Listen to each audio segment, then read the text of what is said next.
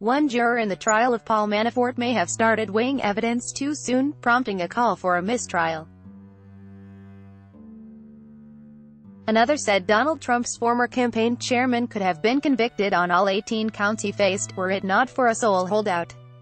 Neither happened, but behind the scenes, both possibilities were at play, according to court documents and a juror's statements after Manafort's 8-count conviction on August 21 in Alexandria, Virginia.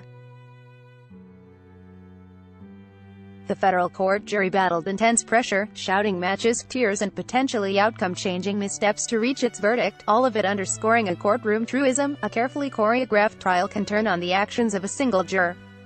Paul Manafort, the former campaign chairman of Donald Trump, was convicted of 8 financial crimes August 21 in a trial in Alexandria, Virginia.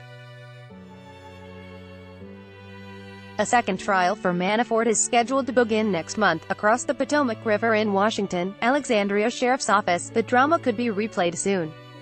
A second trial for Manafort is scheduled to begin next month, across the Potomac River in Washington. The backstage turmoil from the first trial highlights some of the challenges U.S. District Judge Amy Berman Jackson may need to navigate in overseeing another politically charged case against a former key aide to the president's campaign. The new panel must evaluate evidence prosecutors say supports a 7-count indictment accusing the former political strategist of conspiring to launder money, failing to register as a lobbyist for the pro-Russian government of ex-Ukrainian President Viktor Yanukovych, and obstructing justice. The most serious of those counts, money laundering and obstruction, carry top sentences of 20 years in prison. All 3 parties have an interest in having an unbiased jury, said former Justice Department lawyer John Jacobs, referring to both sides and the judge. Jacobs was part of the team that won an U.S. antitrust suit last year before Jackson that blocked Anthem Inc. from acquiring rival health insurer Cigna Corp. Article continued below. While the judge in Alexandria, T.S.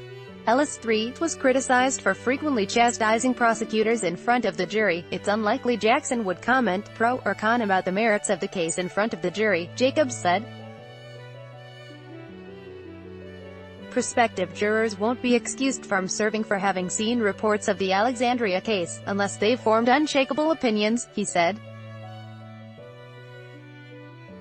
It's possible the defense may seek to postpone the second trial or have it moved to another location because of the heavy media coverage of the first case in the Washington area, said former federal prosecutor Gene Rossi. That verdict was a devastating blow to the objectivity of the jury pool, he noted. In Alexandria, Ellis didn't inquire too deeply about potential jurors' political beliefs, instead asking whether they can put aside their politics to fairly and impartially judge the evidence. Jackson is likely to do that too.